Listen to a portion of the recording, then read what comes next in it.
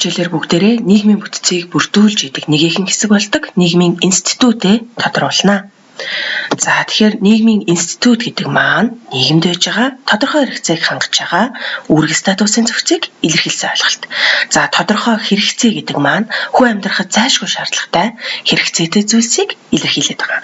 За үүрэг гэхээр хийх ёстой зүйл, тухайн байгууламжийн хийх ёстой зүйл, статус гэхээр байр суурь, нийгмийн үнэлэмжийг илэрхийлсэн ойлголт билээ.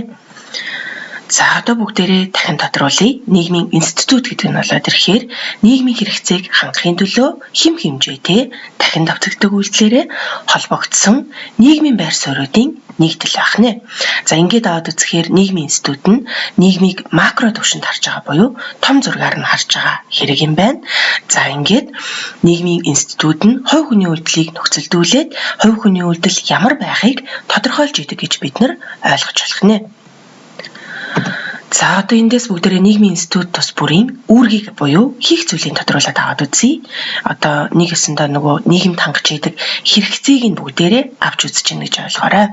За тэгэхээр гэр бүлийн институт нь болоод ирэхээр үр удмаа нөхөж үйлдвэрлэх, өсгөн хүмүүжүүлэх буюу дараагийн үеэ бэлтгэх тодорхой хэрэгцээг хангаж идэг бахнэ. За боловсролын институт нь болоод ирэхээр мэдлэг боловсролыг дамжуулах, нийгэмшүүлэх, боловсон хүчнийг бэлтгэх суурь хэрэгцээг нийгэмд хангадаг бахнэ. Өөрөөр хэлэх юм бол боловсролын институт байснаар нийгмийн гишүүд соён гэгэрч дараагийн нийгмээ бүтээж идэг гэж бүгдээрээ ойлгож болох нэ. За улс төрийн институт нь болоод ирэхээр дэг журам, аюулгүй байдлыг хангах, удирдан зохион байгуулах ажлыг хийж идэг бөгөөд үндсэндээ улс төрийн институт байснаар нийгэмдээ хүмүүсийн амьдрал үйл ажиллагаа өдөрдөн зохион байгуулагддаг байна. За энэ нь мэдээж хуулийн тусламжтайгаар гэдгийг та хэд маань мэдэх байхаа. За одоо эдийн засгийн институтыг тодруулаад харъя. За эдийн засгийн институтын хэрэгцээ нь болоод ирэхээр бараа үйлчилгээний үйлдвэрлэл, хуваарлалт, хэрэглээг хангах буюу нийгмийн гишүүдийн үндсэн одоо идэж уух, өмсөж зүүх хэрэгцээг энд хангаж идэг байна. За сүүлийнх нь шашны институт гэж байгаа. За шашны институт гэдэг нь болоод ирэхээр үл мэдэх ба мэдэж болохгүй зүйлд хариулт өгөөд эв нэгдэл зөвшөлтсөл тогтоодог байж байгаа. За тэгэхээр үл мэдэх ба мэдэж болохгүй зүйл гэхээр нөгөө хүний амьдрал, там, диваажин, бурхан чөтгөр гэсэн асуудлуудад хариулт өгдөг байна.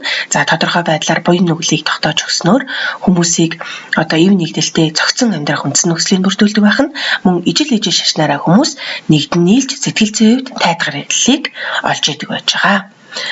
За энэ хуудасаар болоод ирэхээр нийгмийн институт тус бүрийн үнэт зүйл буюу эрхэмлэл, бэлэгдлийг аваад үзье. За гэр бүлийн институтын бэлэгдэл нь болоод ирэхээр бүгж зүйлд гэрээ юм байна.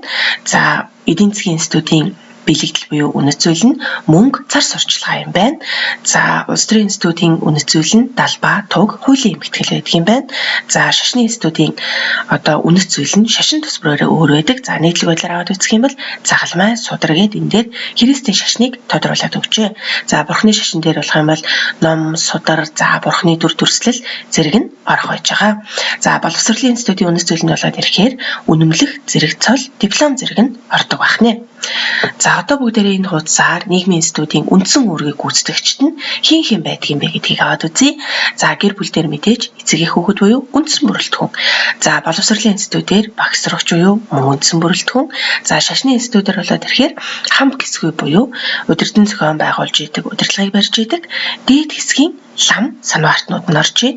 За эдийн засгийн институтээр болоод ирэхээр за ажил олгогч ажилтан эсвэл худалдагч, худалдаа өгч нь ордог байж байгаа.